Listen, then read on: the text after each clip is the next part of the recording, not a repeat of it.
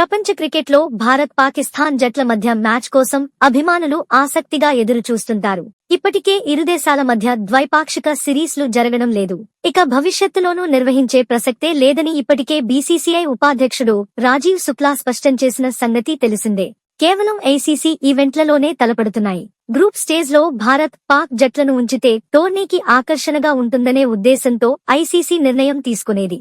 అయితే ఇప్పుడు పహల్గాం ఉగ్రదాడి ఘటన అనంతరం పాకిస్తాన్తో గ్రూప్ స్టేజ్ లో అస్సలు ఆడకూడదని టీమిండియా భావిస్తోందనే వార్తలు వచ్చాయి. ఈ మేరకు ఐసీసీకి లేఖ రాసినట్లు కూడా తెలుస్తోంది. భవిష్యత్తులో ప్రపంచ కప్, ఛాంపియన్స్ ట్రోఫీ ఎప్పుడూ భారత్, పాక్ జట్లను ఒకే గ్రూప్లో ఉంచొద్దని అందులో పేర్కొన్నట్లు సమాచారం.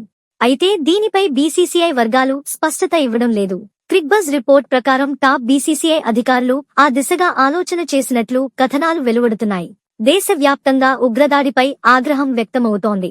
పాకిస్తాన్తో క్రికెట్ సంబంధాలు వద్దనే డిమాండ్లు వస్తున్నాయి. ఇదే విషయంపై బీసీసీఐ టాప్ ఆఫీస్ బేరర్ ఒకరు ప్రస్తావించారు.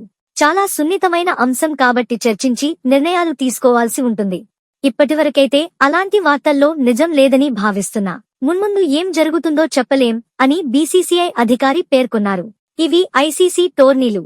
ఈ ఏడాది ఇప్పటికే ఛాంపియన్స్ ట్రోఫీ జరిగిన సంగతి తెలిసిందే. దీనికి పాకిస్తాన్ ఆతిథ్యం ఇచ్చింది. టీం ఇండియా మ్యాచ్లన్నీ దుబాయ్ వేదికగానే నిర్వహించారు. చివరికి భారత జట్టే ఛాంపియన్ గా నిలిచింది. ఇక పురుషుల విభాగంలో ఈ సంవత్సరం ఐసీసీ ఈవెంట్ లేదు. వచ్చే ఏడాది T20 ప్రపంచ కప్ ఉంది.